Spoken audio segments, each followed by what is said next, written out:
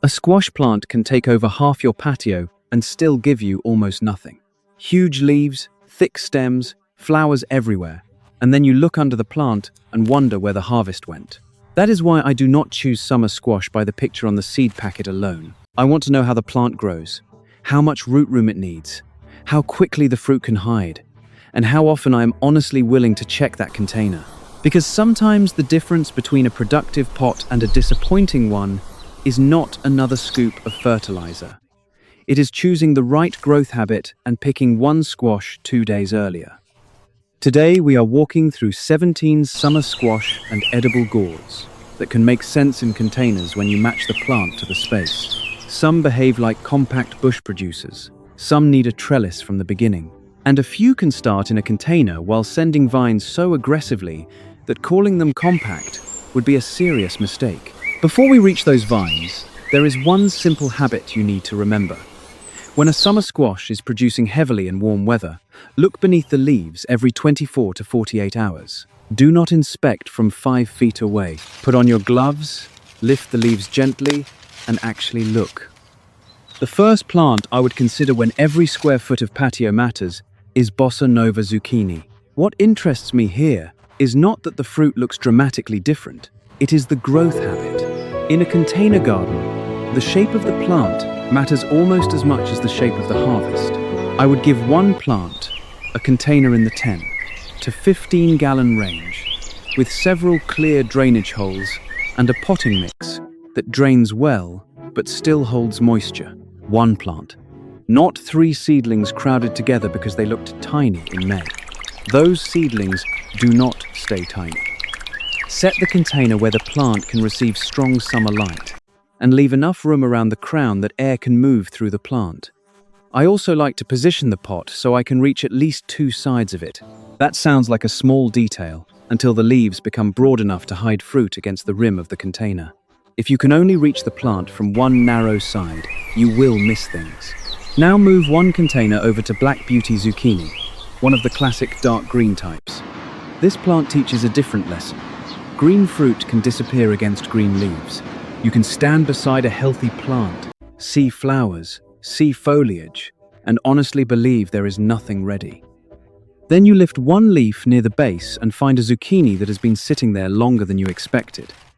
This is where the 24 to 48-hour check becomes practical. During heavy production, I do not just look at the top of the plant. I lift leaves carefully from the outside, trace the stems back toward the crown, and check the spaces between the leaf stalks.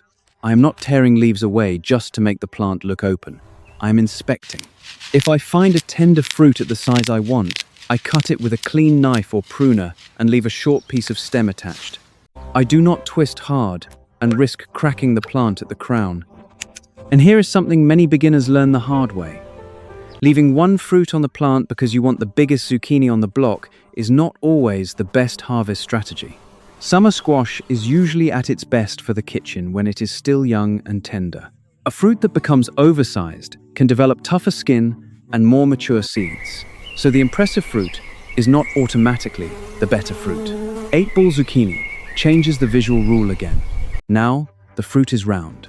If you use the mental picture of a long 6-inch zucchini for every squash, you will wait for the wrong shape. With 8-ball, I watch the fruit as it fills out into a small globe and harvest it while the skin still looks fresh and the fruit is firm but young. This is where I want you to stop thinking of harvest as one universal measurement. The fruit itself changes the routine. Long zucchini, round zucchini, scallop pattypan, crookneck squash, and young edible gourds do not all tell you they are ready in the same way. That is one reason a mixed container garden can be so rewarding, but it also means you have to learn the visual language of each plant. Before we move on, look at these first 3 plants as 3 different lessons. Bossa Nova reminds us to choose by growth habit. Black Beauty reminds us to look under the leaves. 8-ball reminds us that fruit shape changes the way we judge harvest. The next group makes harvest timing even more important, because a plant can be productive and still disappoint you if you consistently find the fruit too late. Cocoselle zucchini is a good plant for learning how quickly a tender harvest can become an oversized one. The striped fruit is easier to spot than a dark green zucchini pressed against dark foliage, but easier to see does not mean impossible to miss. Once the plant begins setting fruit regularly, I still overcheck it every day or two in warm weather. I am looking for fruit that has reached a useful kitchen size, not a record. With a long summer squash, a general benchmark around 4 to 6 inches can be a useful starting point for tender harvest, but I do not turn that number into a rigid law. Variety, weather, and how I plan to cook the fruit all matter. The point is to check early. If a fruit is already larger than you wanted, harvest it. Do not leave it on the plant another week because you feel you have already missed the ideal stage. Pick it, use what you can, and reset your inspection routine. Costata Romanesco teaches you to use both your eyes and your hands. Those deep ribs make the fruit look different from a smooth zucchini, and the texture can make a young fruit feel substantial before it is actually old. I look at the skin, the size, and the overall firmness. Then I cut the stem cleanly. Do not yank a ribbed fruit sideways until the plant twists in the container. The crown is the center of this whole production system, and rough harvesting around tightly packed leaf stalks can damage tissue you need to keep healthy. Now look at yellow crookneck squash. The bright color makes developing fruit much easier to see, which is one reason I like it in a mixed container garden. But the color can also tempt you to admire the fruit instead of harvesting it. Young crookneck squash is tender. Leave it too long and the skin becomes firmer. The seeds continue developing, and the cooking quality changes. So I use the same principle. Harvest for tenderness, not bragging rights. A general 4 to 6 inch range is a practical starting point for many summer squash, and with crookneck, I pay close attention to the skin and the swollen end of the fruit. If the fruit is clearly moving past the stage I prefer, I cut it. Then I look again 1 or 2 days later. That repeated inspection is not busy work. Summer squash can move quickly in warm conditions. A fruit hidden on Monday can be surprisingly obvious by Wednesday. This is where a gardener can make a productive plant look unproductive simply by checking it too slowly. If you only visit the container once a week, you may still harvest squash, but you will not be managing tender fruit with the same precision as someone who checks every 24 to 48 hours during the strongest flushes.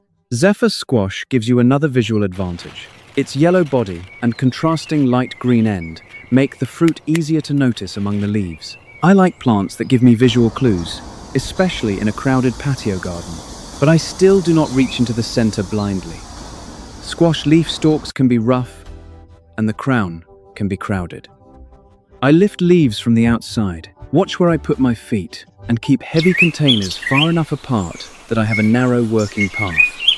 I would rather grow 4 plants I can inspect than 6 plants I can barely reach. That principle becomes even more important with the next 2 squash, because once the fruit turns into a small scalloped disc, the usual long zucchini measurement stops making sense. Sunburst Pattypan is where I want you to change the ruler. Instead of waiting for a fruit to become 6 inches long, I watch the diameter. For a tender young sunburst, about 2 to 3 inches across is a very useful harvest target. 2 to 3 inches across, not 6 inches long. Shape changes the rule. At that size, the fruit is easy to cook whole or halved, and the texture is still young. If you leave a pattypan until it becomes a large, thick plate, you have not necessarily ruined it, but you have changed the culinary stage. The skin and seeds continue to mature. So if your goal is tender summer squash, inspect the plant frequently and pick the small discs. Pattypan brings us back to compact growth. This is the kind of plant I would consider for someone who wants something visually different from zucchini, but still needs a bush-type plant rather than a long vine crossing the patio. I would again think in the 10 to 15-gallon range for one plant, with good drainage, steady moisture, and enough room to reach the crown. But Peter Pan also brings us to a frustrating moment that can happen with almost any squash. The plant looks beautiful. Leaves are green. Flowers are opening. You notice a tiny, swollen fruit behind one flower and think a new squash is on the way. Then that tiny fruit turns yellow, stops growing, softens, and begins to rot. This is where many people reach for fertilizer. Do not fertilize yet. Before you add more plant food, look at the flowers, because the next problem begins at the flower, and more fertilizer may not solve it. Caserta squash is a good place to slow down for a moment because it connects harvest timing with fruit development. The fruit has thin skin and is especially useful when harvested young, often around 4 to 6 inches long. That gives us a practical target, but the more important lesson is what happens before the fruit reaches that size. Look directly behind a squash flower. If you see a tiny swollen fruit at the base, you are looking at a female flower. That miniature squash is already visible before the flower is successfully pollinated.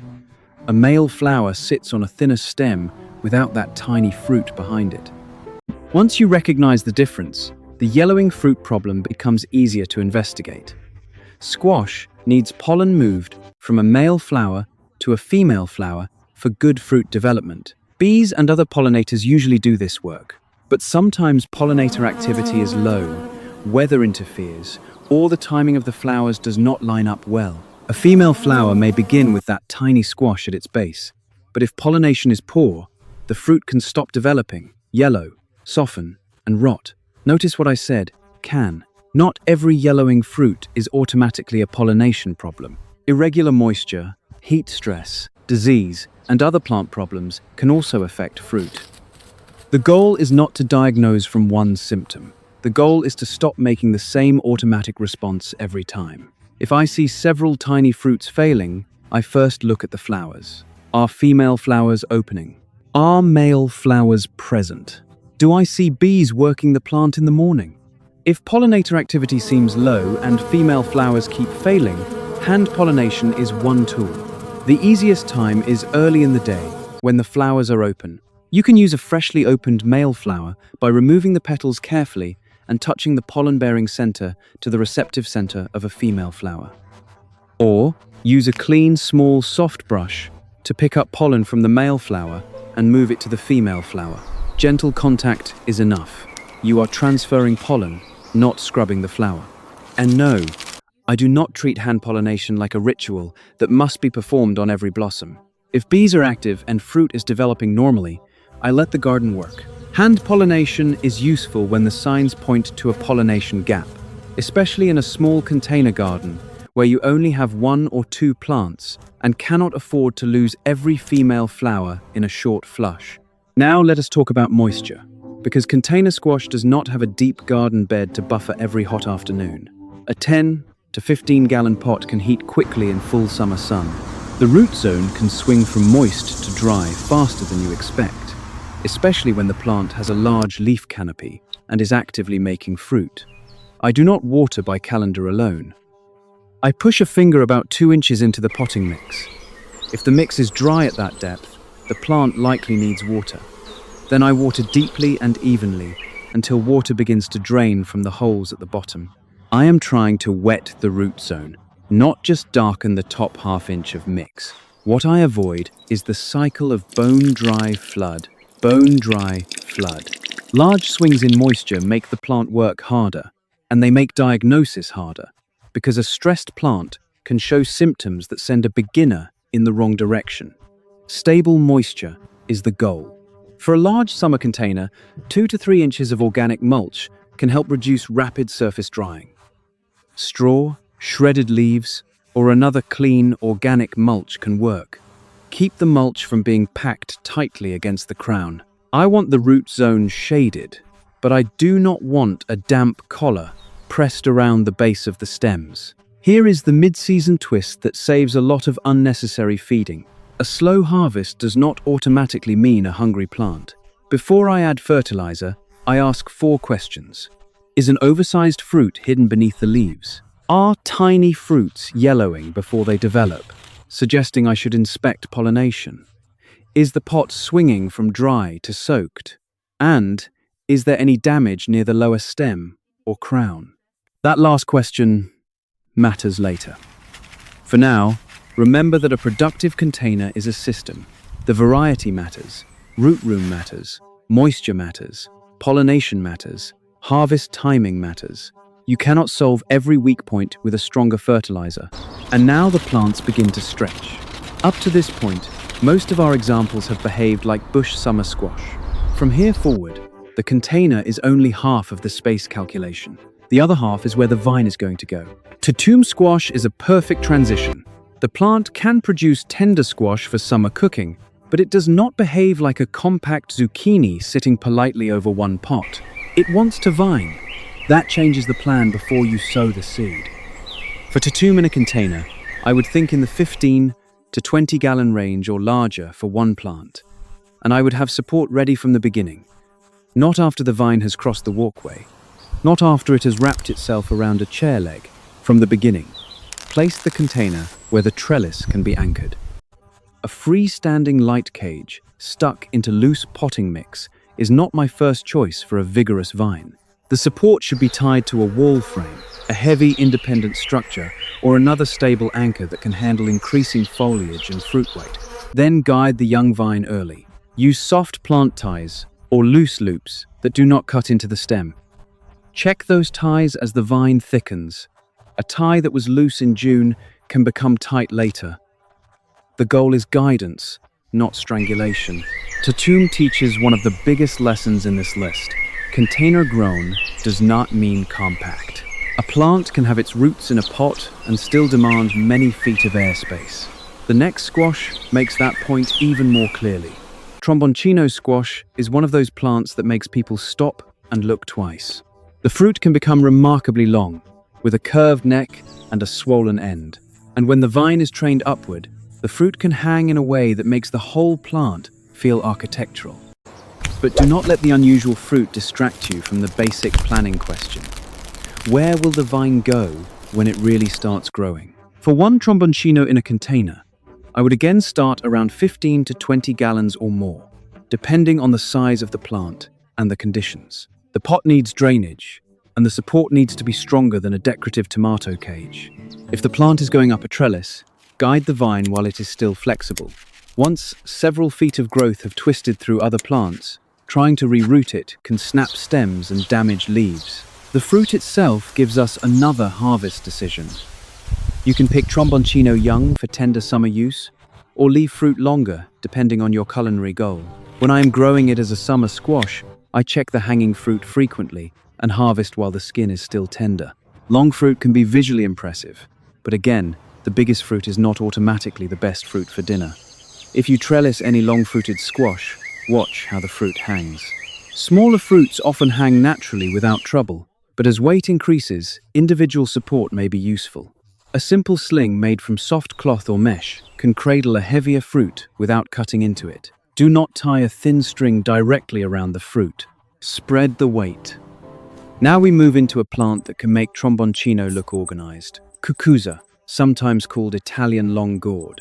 This is not the plant I would recommend for a tiny balcony with no vertical room. It is a vigorous vine, and the decision about where it will grow should be made before planting. For one cucuzza in a container, I would think about 20 gallons or larger. More root volume gives the vine a better moisture buffer during hot weather, and a large container is physically more stable beside a serious trellis. Even then, the trellis should be anchored independently. Do not rely on the weight of one plastic pot to hold up a tall sail of leaves in summer wind. Give the vine a clear route upward. A fence panel, a sturdy arch, or a reinforced frame can work. I want enough spacing in the support that I can reach through to inspect the plant. And I want the structure high enough that the hanging fruit is not lying in a crowded pile on the ground. The important harvest lesson with cucuzza is youth. When the goal is to eat the fruit as a vegetable, harvest it while it is still tender. Do not wait for a hard, fully mature gourd unless that is specifically your goal. Check developing fruit regularly, because a vigorous vine can hide young fruit above eye level just as easily as a zucchini hides fruit under leaves. This is a different kind of inspection. With bush squash, I bend down and look beneath the foliage. With a climbing gourd, I step back, look upward, and trace the vine from the trellis base toward the growing tips. I check both sides of the structure. Fruit can hang behind leaves, against a fence, or on the far side of an arch where I do not see it from the patio door. Bottle gourd brings another layer of confusion because the names vary. You may hear bottle gourd, calabash, long squash, or opo squash depending on the variety and the community growing it. For this video, the practical question is not the name. The question is, what stage of the fruit you want? If you are growing a young edible bottle gourd for the kitchen, harvest before the fruit becomes hard and fully mature.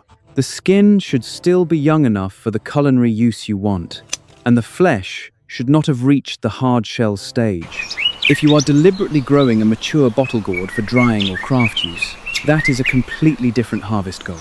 Decide whether you are growing dinner or a mature gourd. Those are different harvest goals. That one sentence can prevent a lot of confusion. Gardeners sometimes see a mature, dried bottle gourd in a photo and assume every fruit should stay on the vine until it looks like that. Then they try to cook a fruit that has moved far beyond the tender vegetable stage. Or they harvest every young fruit and later wonder why none developed into a hard shell. The plant cannot read your mind. You have to choose the harvest goal. Bottle gourd also needs a serious vertical plan. A vigorous vine can cover a large support, and the combination of foliage plus hanging fruit can create real weight. I like a trellis that is braced at the base and tied into a stable structure. If you are using an arch, check the joints before the vine fills it. A trellis that feels solid when empty can behave very differently after it is covered in wet leaves and fruit following a summer rain. Check the root zone. Water deeply when the mix is dry at the checking depth. Let excess water drain. Then check again before the next watering instead of watering by habit. And do not ignore the surface of the pot. 2 to 3 inches of mulch can reduce rapid moisture loss, especially around a large exposed container. But keep the crown and main stem area open enough to inspect. We are going to need that visibility later. The next 2 plants create one of the strangest harvest choices in this entire garden. You can eat the fruit when it is young, or leave it long enough to become something completely different. That brings us to Luffa. Ridged Luffa, also called angled Luffa, is the first of our 2 Luffas. When the fruit is harvested young, it can be used as a vegetable. The ridges make it easy to identify, but the same rule keeps returning. If tenderness is the goal, do not wait for the most impressive size. A young, ridged Luffa should still feel like a developing vegetable, not a hard, mature gourd. Check the fruit frequently. If you grow several vines on one support, label them early or learn the fruit shape, because young, smooth and ridged Luffa can be easy for a beginner to confuse from a distance. The vine is the bigger story. Luffa can become extremely vigorous. This is the plant I warned you about at the beginning. It can start with its roots in a container, but the vine does not think like a compact container plant. For container growing, I would use at least a 20-gallon container for one plant and a substantial trellis. In a hot climate or where the vine has a long growing season, even more root volume can be useful. I want a support that is anchored before the plant climbs it, not a light cage I hope to reinforce later. A Luffa vine can potentially stretch close to 30 feet under favorable conditions. That does not mean every plant will reach exactly 30 feet. It means you should respect the growth potential. If your available trellis is 4 feet tall and 2 feet wide, this is not the plant to describe as a neat little balcony climber. I also think about wind. A Luffa trellis, covered in large leaves, can catch summer wind like a sail. If the support is attached to a fence, check the fence. If it is freestanding, brace the legs. If it is an arch, inspect the connections. The trellis should remain stable even after the foliage is wet. As the vine grows, guide young shoots through the structure while they are flexible. I do not force a mature stem backward through a narrow opening. I also avoid tight plastic ties around swelling stems. Soft loops, enough slack, and periodic inspection are safer. Smooth Luffa, or sponge gourd, creates the same basic choice with an even more familiar final product.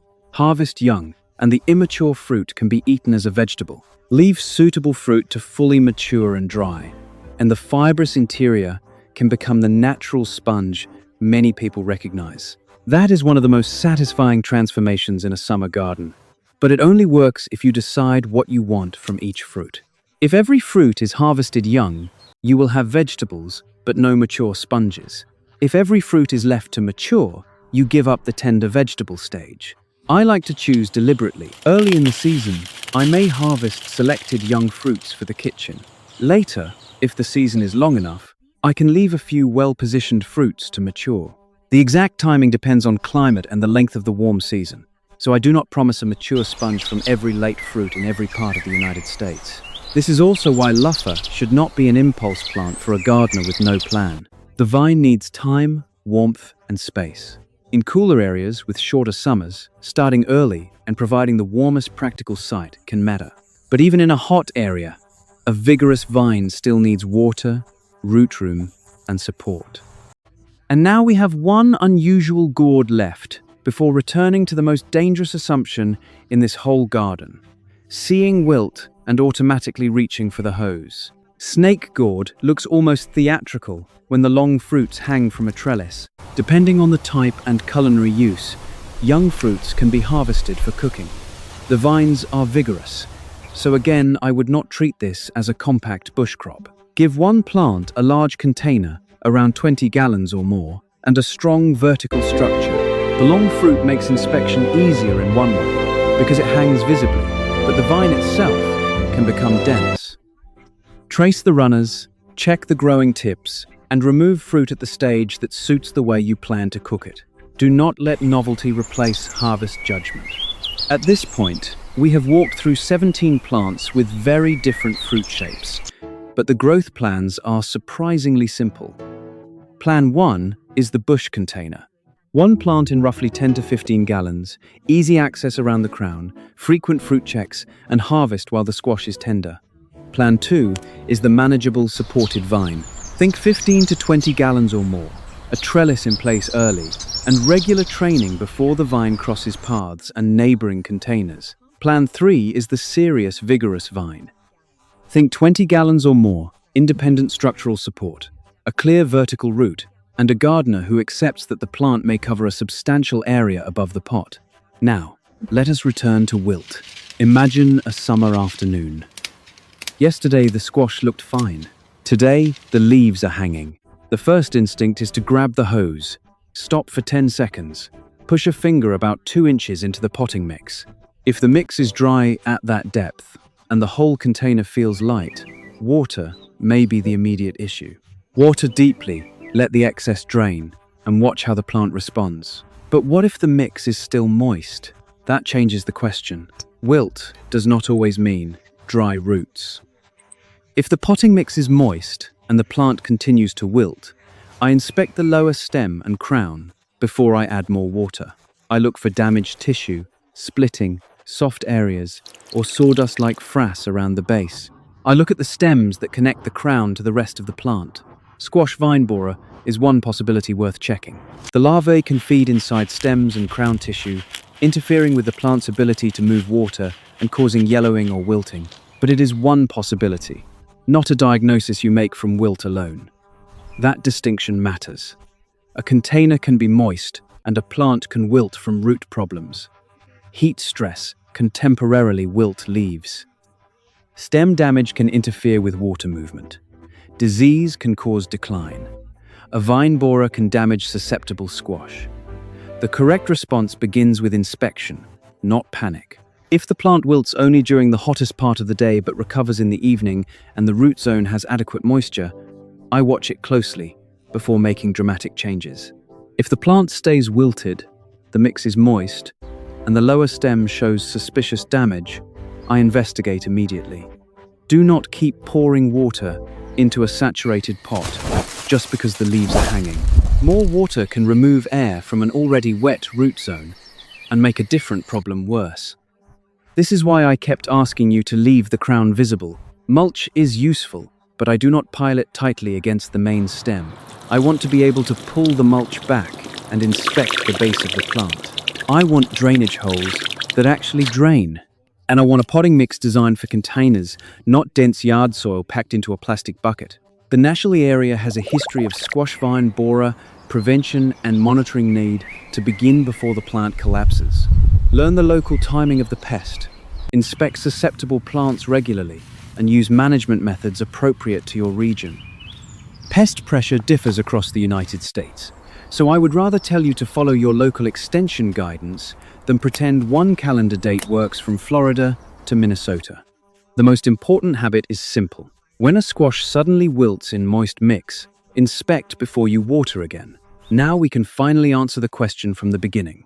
Which of these 17 plants actually deserves your limited container space? The answer depends less on the prettiest seed packet and more on what kind of gardener you really are. If you are a beginner with room for one large container, start with a bush type you can actually reach. Bossa Nova gives you a compact growth habit. Peter Pan gives you small Pattypan fruit in a compact bush form. A classic zucchini such as Black Beauty can also be rewarding, but only if you are willing to look beneath the leaves often. If you visit the garden every day or two, zucchini, crookneck, zephyr, sunburst, and the other tender summer squash can fit your routine beautifully. Frequent attention is rewarded. You find small fruit, harvest it at the stage you like, and come back soon enough to notice the next one. If you have a small patio but a strong vertical structure, Tatume or Tromboncino may let you move more growth upward. But measure the air space, not just the floor space. A pot fitting in a corner does not mean the mature vine fits there. If you have a serious trellis, a warm season, and room for vigorous growth, bottle gourd, cucuzza, luffa, or snake gourd can turn vertical space into productive space. Start with a large container, anchor the support, and decide your harvest goal before the fruit matures. The most productive squash for your container garden is not automatically the biggest plant. It is the plant whose roots fit the container, whose vines fit your space, and whose harvest routine fits the number of times you are honestly willing to step outside and check beneath the leaves. Choose for growth habit.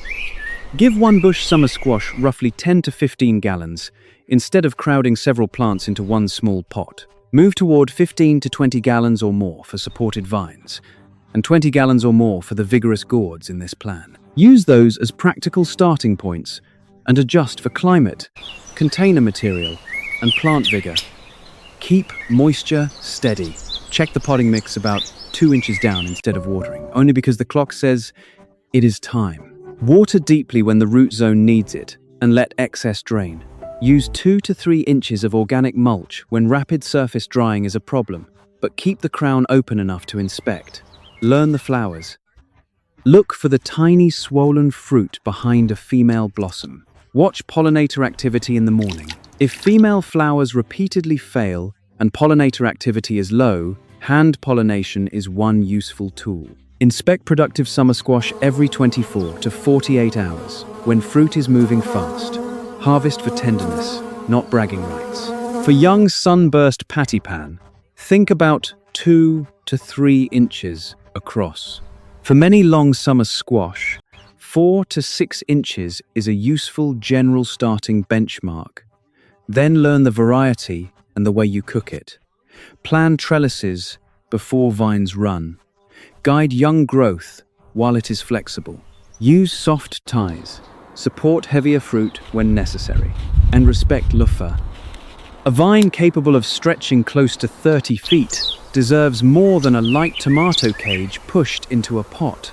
Finally, when a plant suddenly wilts, touch the mix before you touch the hose. Dry root zone? Water may be the answer. Moist mix and continued wilt? Inspect the lower stem and crown. Squash vine borer is one possibility, but do not diagnose from wilt alone. That is the real secret behind a container garden that keeps giving useful summer harvests. It is not forcing one plant to produce forever. It is removing the small mistakes that make a healthy squash slow down earlier than it should. One overlooked fruit, one undersized pot, one dry to soaked watering cycle. One missed pollination problem, one weak trellis, one damaged lower stem. Each seems small, but together they decide whether a squash plant becomes a wall of leaves or a plant you actually enjoy harvesting. So before you buy 17 seed packets, choose 3 or 4 plants that fit your space and your routine. Put bush plants where you can reach beneath the leaves. Put vines where the trellis is already waiting. Then, step outside tomorrow morning. Lift one leaf, Check one flower and look at the soil before you water. You may discover that the best way to harvest more squash all summer is not to grow more plants. It is to understand the plants you already chose